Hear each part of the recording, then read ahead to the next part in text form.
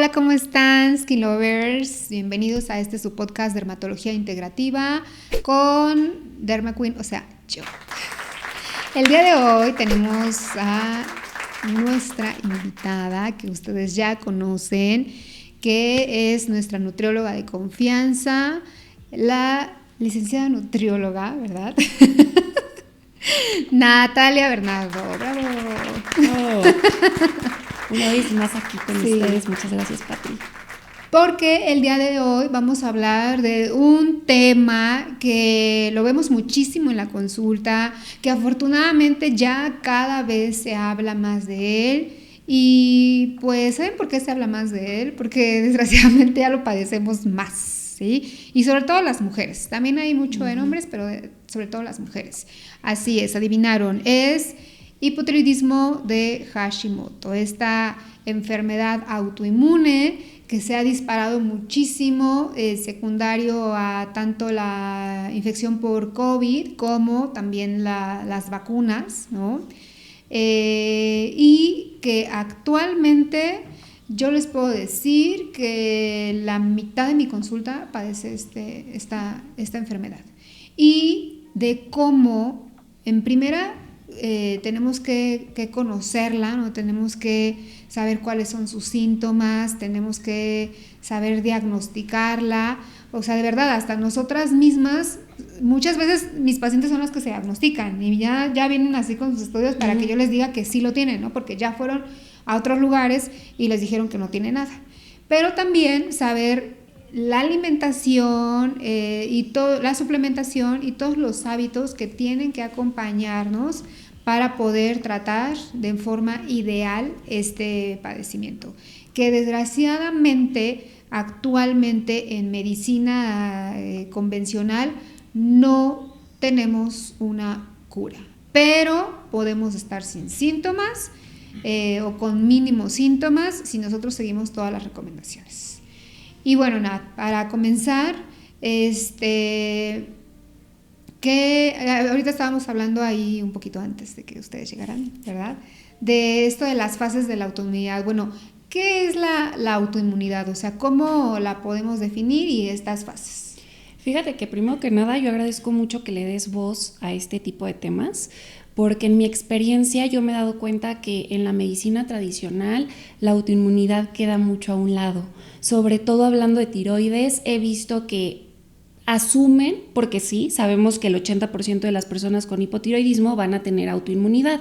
Sin embargo, no todas las personas que tienen Hashimoto van a tener hipotiroidismo. Puede haber autoinmunidad sin una alteración hormonal. Entonces, a mí me ha pasado muchas veces que yo pido anticuerpos y es como, ¿para qué los pides? Si ya se sabe que se asume que va a tener autoinmunidad el paciente. Entonces, creo yo que es valiosísimo que tú te tomes este espacio para hablar del tema, porque muchas veces al paciente se le da el tratamiento farmacológico y no tiene un progreso en los síntomas. ¿Por qué? Porque no se está prestando atención a la autoinmunidad. Entonces, hablando de autoinmunidad, ¿qué es lo que pasa? Hay 4 etapas de autoinmunidad. Estas 4 etapas vamos a desarrollarlas. La primera es la etapa de incubación. Esta etapa de incubación es cuando el paciente no tiene síntomas, pero ya están los anticuerpos presentes. Entonces, aquí es donde se pierde muchísimo tiempo, porque ya podríamos intervenir porque ya hay anticuerpos. La etapa número 2 es la etapa silenciosa. El típico perfil del paciente que va, viene, brinca de un especialista a otro con síntomas de todo tipo y el paciente se siente perdido. Anticuerpos están presentes, ya un poquito más elevados, pero ya hay síntomas. La tercera etapa es la etapa reactiva.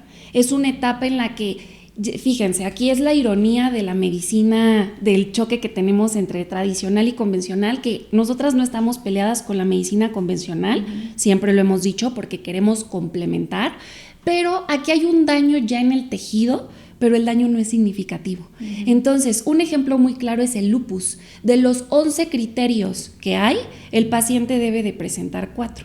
Si el paciente tiene 3 y se siente muy mal, no tiene lupus. entonces no se le da tratamiento, no se le presta atención al cuadro clínico. En este momento el paciente ya identifica perfectamente cómo se siente, ya tiene un cuadro clínico muy puntual, y aquí pues los anticuerpos ya están elevados de forma significativa. Y llegamos a la etapa número 4, que ya es la enfermedad autoinmune. Vean todo lo que corrimos y pudimos intervenir hasta la etapa 4. Ejemplo, la enfermedad de Addison es una enfermedad que debe de tener el 90% de daño a las glándulas suprarrenales para que al paciente se le diagnostique. El 90% de daño. Entonces, en este momento el paciente pues muchas veces ya llega con complicaciones, muchísimos síntomas, ya hay un daño significativo al tejido y el cuadro clínico pues es muy claro. Entonces, esa es la importancia de medir la parte autoinmune, porque al final del día hay más de 100 enfermedades autoinmunes. Y en el tema de Hashimoto, que se conoce también como tiroiditis linfocítica crónica, tiroiditis autoinmune crónica, esta fue la primera enfermedad, fue la primera enfermedad autoinmune que se descubrió y es de las más comunes y frecuentes en consulta. Sí, de las primeras. Fíjate que el otro día me llegó una paciente con biopsia de tiroides, ¿no? Con aguja fina. Yo no sé por qué le hicieron biopsia de tiroides, ¿verdad? No es como que la señora iba pasando y, ay, vente, te hacemos una biopsia de tiroides. No, claro que llegó por alguna sintomatología. Pero en el resultado decía inflamación, tiroiditis linfocítica, ¿no? Y le comenté al médico, oiga, doctor, ¿no cree que me tengan que hacer un perfil tiroideo con anticuerpos? ¿No? Porque mi hermana tiene tiroiditis de Hashimoto. No. Aquí dice que tienes una tiroiditis linfocítica, tú no tienes tiroiditis de Hashimoto. Real, o sea, esto es real, wow. De verdad no me lo estoy inventando. Entonces, hay mucha ignorancia al respecto, ¿sí?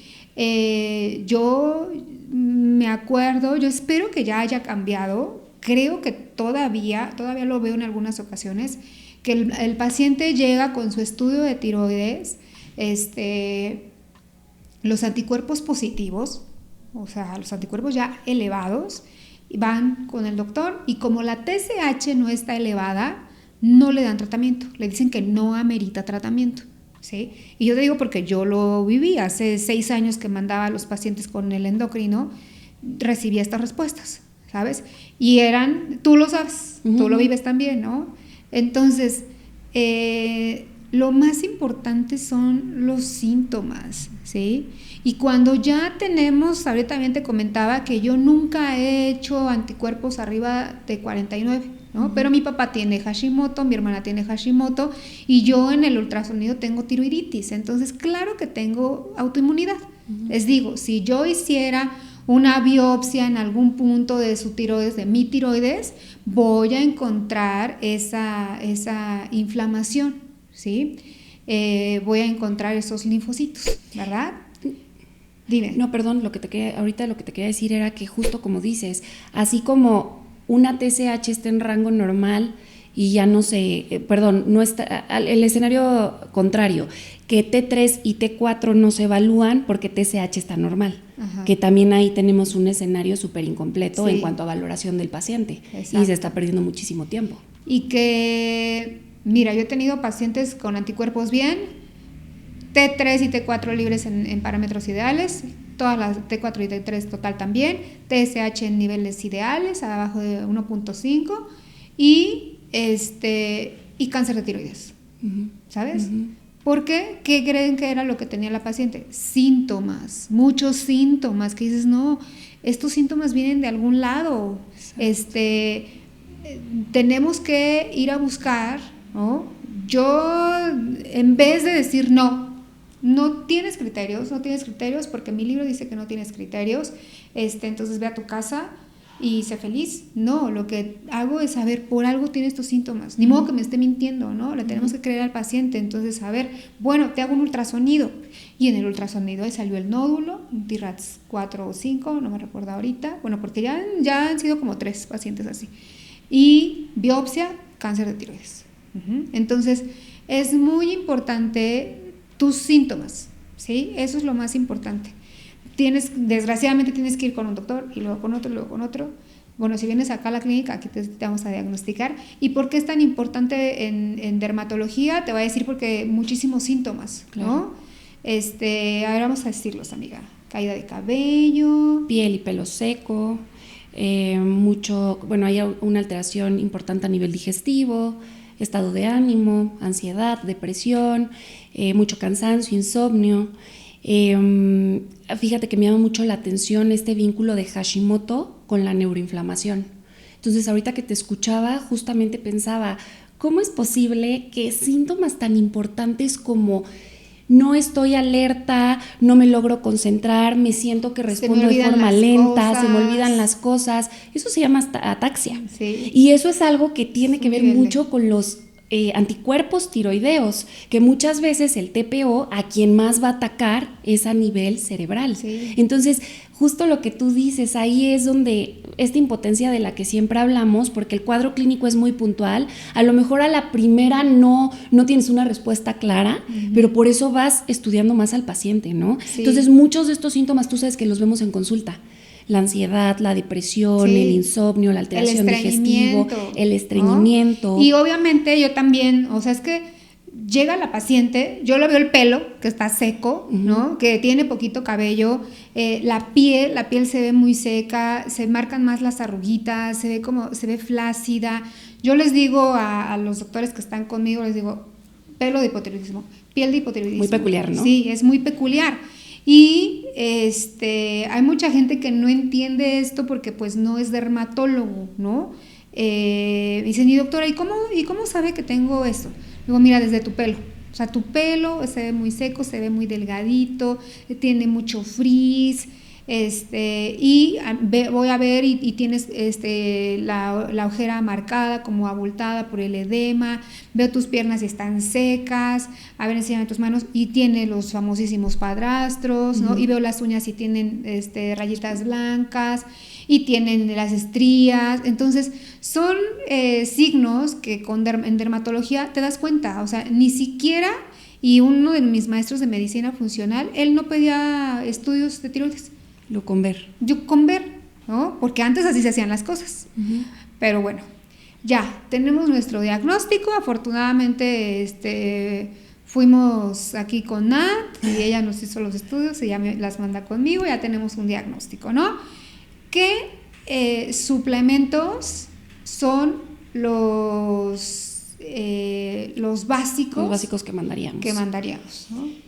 Yo mandaría vitamina D por ser un inmunomodulador, para tener fuerte al sistema inmunológico. Eso es de cajón. Sí, básico. Glutatión también por la parte del hígado, porque también sabemos que la conversión de T4 a T3 principalmente se está dando en hígado y en intestino. Entonces necesitamos que el hígado esté funcionando perfectamente para que esté desintoxicando todo lo que no queremos. Y que en hipotiroidismo está más lento. Exactamente. ¿No? Por eso muchas pacientes tienen sus enzimas hepáticas un poquito elevadas y se asustan, ¿no? A mí me escriben, doctora, salí con las enzimas hepáticas elevadas, tengo daño hepático, seguramente fue algún suplemento. No, es el hipotiroidismo. Exactamente. Entonces, vitamina D, dejaríamos glutatión, omega 3 como antiinflamatorio, también súper importante. Sí. Cúrcuma también como antiinflamatorio, y los nutrientes básicos para la parte tiroidea: zinc, selenio, magnesio, glutamina también es muy importante para la conversión de T4 a T3. Pero aquí viene un tema también bien importante, tú ahorita me enriquecerás un poco. La vitamina B hay que evaluarla en parte tiroidea y la parte del hierro, porque resulta que hay un parecido entre las células foliculares tiroideas y las células parietales del estómago. ¿Qué quiere decir esto? Comparten características. Entonces, si yo tengo anticuerpos antitiroideos elevados, en muchos casos no solo van a atacar a la tiroides, van a atacar también a las células parietales del estómago. Y eso impacta por la secreción de ácido del estómago en la absorción de vitamina B y de hierro. Entonces, por eso son estudios que yo veo que tú también solicitas. Generalmente yo ya no los tengo que pedir porque ya vienen contigo solicitados. Entonces, si hay alguna deficiencia, también son nutrientes que es importante considerar. Sí. Tirosina a veces, normalmente se logra con la alimentación por el alimento de origen animal, pero creo que esos serían como un kit básico. Obviamente, como en todo, ¿no? Aquí no es como que les estamos pasando la receta, porque los suplementos se deben de individualizar y hay que considerar muchos aspectos como la parte de salud digestiva, qué tal estás, si están absorbiendo, pero esos son los suplementos, creo que en los que yo pensaría en primera instancia. ¿Tú agregarías alguno, Patri? Vitamina A. Vitamina A también, sí, es verdad. Para la función tiroidea. Sí. Y hablando de hierro, también saber que cuando tenemos hipotiroidismo es muy común, casi así de cajón, que tengamos deficiencia de hierro. Por esta falta de absorción y por la alteración en el metabolismo del hierro, porque acordémonos que todo se va a hacer más lento, ¿sí? Cuando tenemos hipotiroidismo todo es más lento y me choca esta palabra, pero así es, más deficiente, ¿sí? Yo lo vi conmigo, ellos ya saben que me hago estudios así a cada rato, sobre todo para poder tener conocimiento y para poder aplicarlo en ustedes, no porque yo sea loca que me encante hacerme estudios, ¿verdad? Entonces, yo mantenía mis niveles de ferritina en 100, en 95, en 105, siempre, toda la vida. Tengo este diagnóstico de hipotiroidismo, de Hashimoto, y empiezo a ver cómo empieza a descender. Y ustedes lo saben, que como hígado, que como todas estas cosas que ni las voy a mencionar porque no les gustan, ni les da asquito, pero todo eso como. Y vi cómo iba disminuyendo, hasta de verdad como que no lo creía. Dije, de verdad estos son míos. Hasta que vi que mi ferritina estaba en 10. Wow. ¿Sí? Y después bajó a 9. Y ya no me los medí, porque dije, no, o sea, sí es mía y sí es cierto, porque ya me levantaba y me mareaba, ¿no? Ya, yo subo escaleras todos los días, ¿no? En la clínica, pero había momentos en los que, o sea, me empezaba a cansar y dije, no, pues sí, mi ferritina ya está baja y mi hierro lo está pasando mal. Y ya te pones a revisar y dices, claro, pues por el hipotiroidismo, antes no lo tenía, este año es el año que lo empecé a tener y por eso empezó a bajar. Y lo veo muchísimo en las pacientes, ¿no? Entonces, creo que el hierro, y sobre todo yo les hago hincapié en que tenemos que buscar nuevas formas de obtener hierro, porque el hierro tomado también inflama un poquito las células tanto del estómago como del intestino, ¿no? Entonces hay pacientes que yo las mando a ponerse hierro, y no lo vean raro, yo las voy a mandar a que se pongan hierro intravenoso, porque es la mejor forma. Te lo pones y te levantas y hasta se te quita la tristeza y muchos síntomas, porque van de la mano. Si mi hierro está deficiente, mi tiroides no funciona bien. Y también, si mi tiroides no funciona bien, no tengo una cantidad adecuada de hierro, ¿no? Entonces el hierro sí es súper importante también. Y en cuanto a la alimentación, que es de las cosas más importantes, de las cosas más difíciles, que nos cuesta mucho trabajo, además que hay muchas escuelas, ¿no? Hay escuelas que te dicen que no, hay que quitar muchísimas cosas. Un día hay un libro, que no sé quién lo escribió, no me acuerdo, pero es Protocolo Hashimoto. Bueno, yo de verdad que lo aventé. Súper restrictivo. Dije, no, bueno, o sea, hasta verduras, ¿no? O sea, verduras va, y que bueno, ahí, por ejemplo, el brócoli sí hay que evitarlo, disminuir. En crudo, ¿no? Ajá, en crudo, su consumo, pero de verdad que yo dije, ¿qué voy a comer? Y dije, no, a ver, bye. Y yo soy más de esta escuela que compartimos, cuéntanos, Natalia, ¿cuáles son las recomendaciones que les damos a los pacientes? O sea, fíjate, y eso que tú eres alguien estricta. Sí. ¿No? O sea, pero yo comparto opinión contigo. Realmente, como en todo en ciencias de la salud, hay literatura con opiniones encontradas. También uno tiene que ir haciendo su juicio, su pensamiento crítico para decidir qué es lo ideal para el paciente. Ahorita que platicabas lo de los crucíferos, lo del brócoli, es uno de los temas más sonados en cuestión tiroidea.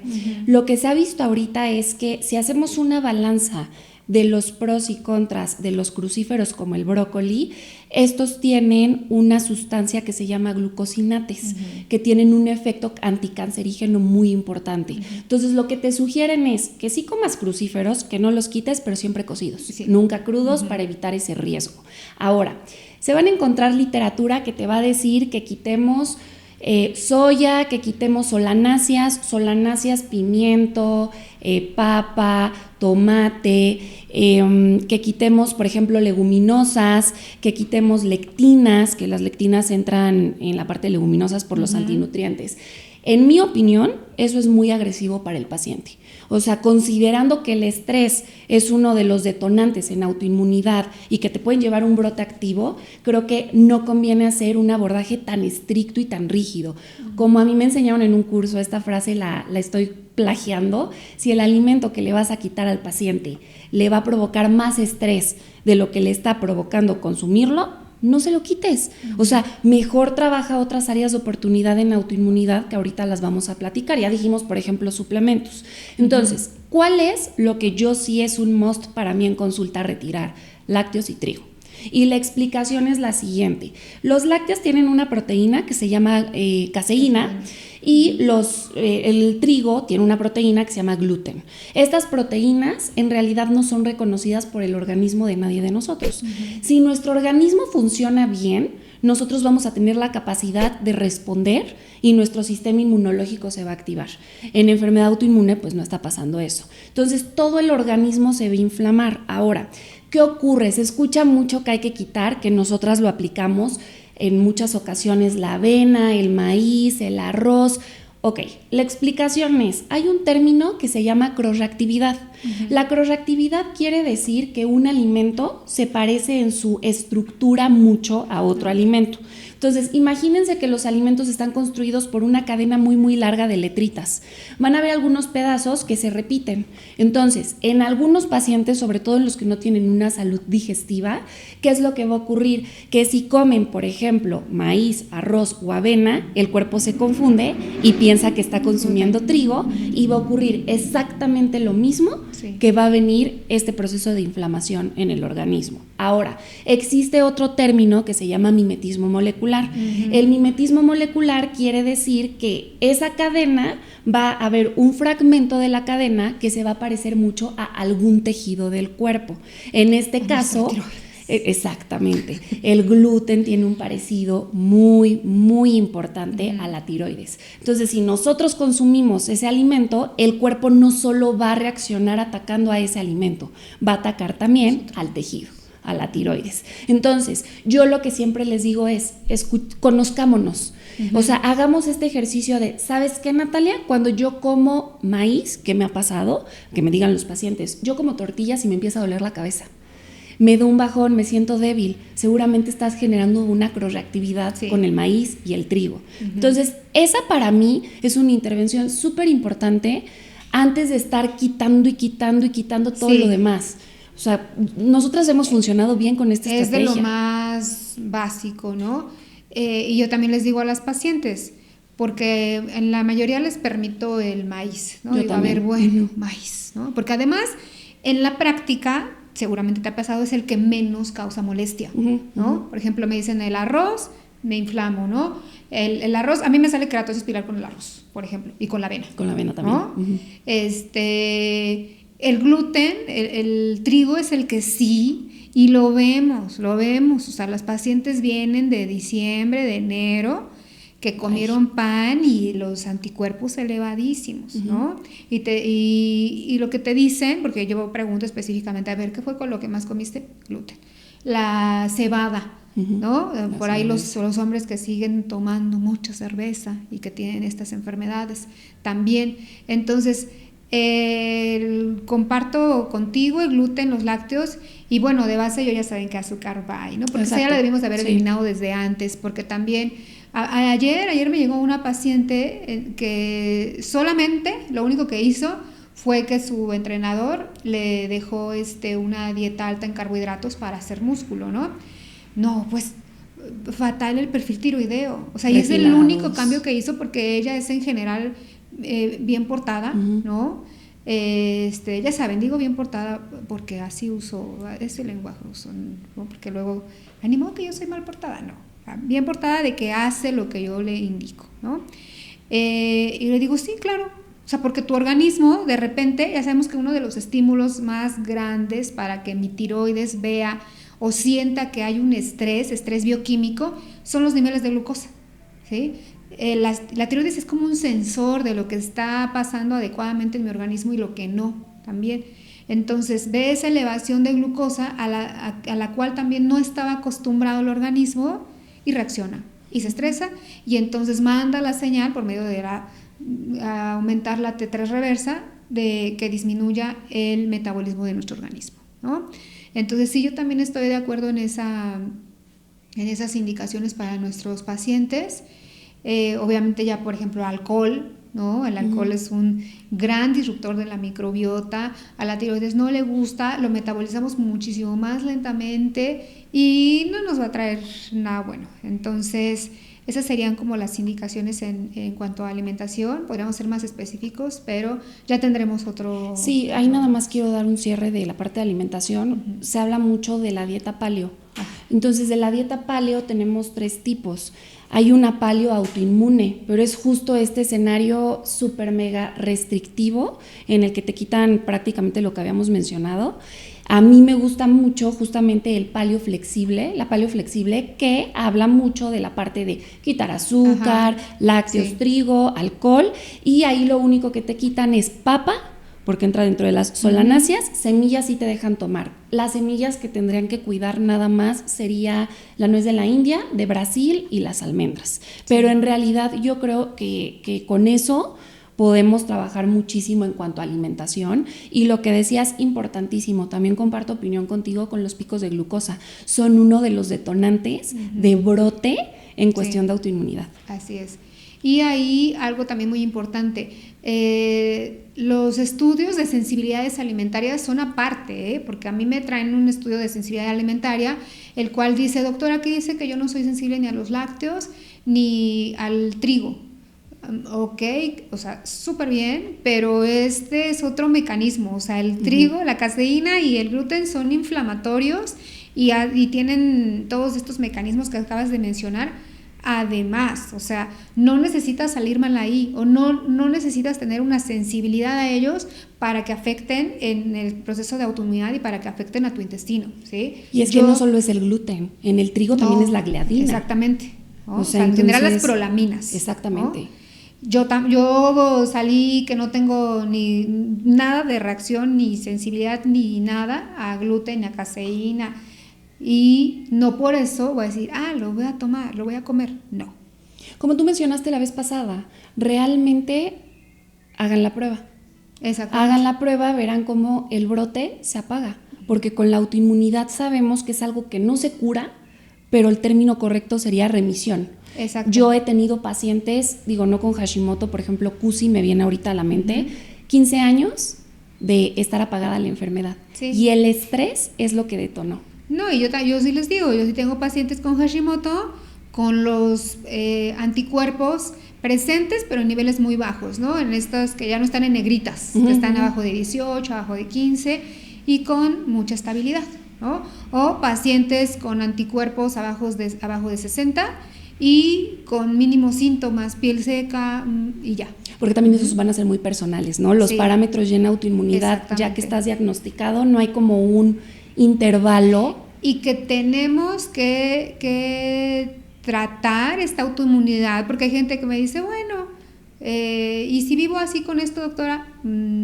pues es tu decisión, no está padre vivir con esos síntomas, pero además tienes la posibilidad de presentar otra enfermedad autoinmune, ¿sí? Y créeme que el Hashimoto está tranquilo comparado con otras enfermedades autoinmunes. Y bueno, en cuanto a otras recomendaciones, porque no todo es la dieta, no todo es los suplementos, rápidamente, ¿qué otras recomendaciones son así de cajón para las pacientes? 3 más. Higiene de sueño, importantísima. Se sabe que las personas que no duermen en un horario adecuado, que se desvelan, que el sueño no es corrido, que no es reparador, tienen un 50% más de probabilidad de presentar algún diagnóstico autoinmune. Muchísimo. Sí. Porque en la noche es cuando el sueño está ayudando a que el sistema inmunológico se regenere. Exacto. Se habla más o menos de un periodo de entre 10 de la noche a 2 de la mañana. Estrés. Para mí es uno de los básicos, por eso yo hablaba de si le das al paciente una dieta de eliminación de 21, 30 días con no huevo, no carne, no crustáceos, no maíz, no avena, o sea, lo vas a estresar más. Sí. Entonces, ¿qué pasa con el estrés? Si el cortisol sube, se va a afectar la inmunoglobulina secretora.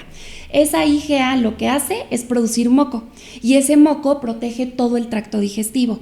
Recordemos que el sistema inmunológico, el 80%, 70% está en la parte digestiva. Entonces, si yo estoy lastimando este moquito, mi sistema inmunológico va a bajar. Entonces voy a tener más probabilidad de presentar un brote. Entonces, para estrés, obviamente hay muchísimas cuestiones en cuanto a suplementos, pero no tenemos que llegar tampoco a eso. O sea, cuestiones como grounding, cuestiones como técnicas de respiración, colorear mandalas, armar rompecabezas. Yo les digo, arreglen su vida de raíz. Oye, como si estuviera tan fácil, sí. caray. Pero sí es súper importante. Yo les puedo decir que lo que más pesa en mi vida con Hashimoto es el estrés. En diciembre yo hice la prueba de, voy a medir anticuerpos, voy a tener un consumo mínimo así como de pan. Dije, bueno, mínimamente, ¿no? No estoy acostumbrada, pero dije, voy a permitir para medirlos. Y sí se elevaron un poquito, pero no tanto. Y de diciembre a enero, bueno, tuve un estrés horrible, espantoso, y dije, voy a aprovechar.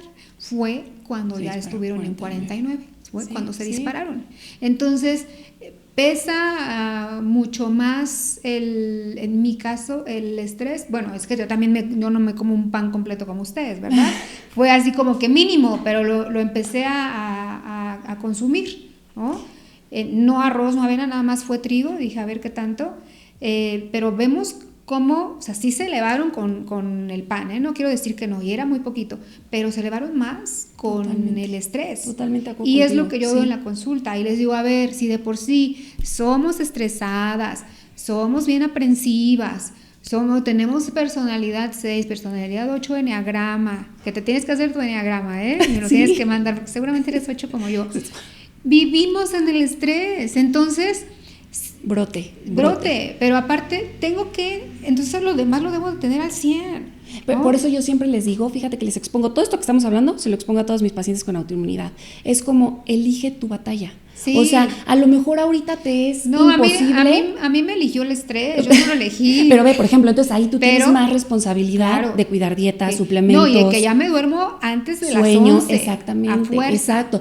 Y también en una vida como la que vivimos no se puede tener todo al mismo tiempo. Disruptores endocrinos, no estamos hablando de disruptores endocrinos.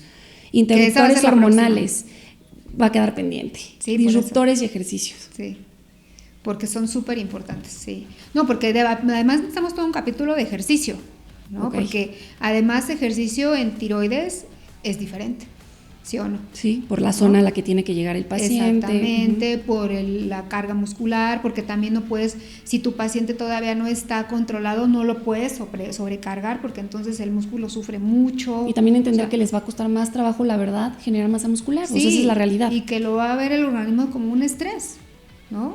Entonces, pues muy bien. Nos faltó tiempo. Sí, como siempre. Pero fue un tema muy interesante. Creo que bastante información para que puedan irla trabajando y podemos hacer una segunda parte. Exactamente, la vamos a hacer segunda y tercera. Muy bien, pues muchas gracias por estar aquí. Recuerden suscribirse, recuerden compartirlo. Seguramente alguien que ustedes conocen tiene este padecimiento y le van a ayudar mucho con esta información. Este es su podcast Dermatología Integrativa, en donde siempre tenemos temas muy interesantes relacionados con la piel y con todo el organismo. Muchas gracias, cuídense mucho y sean felices. Bye bye.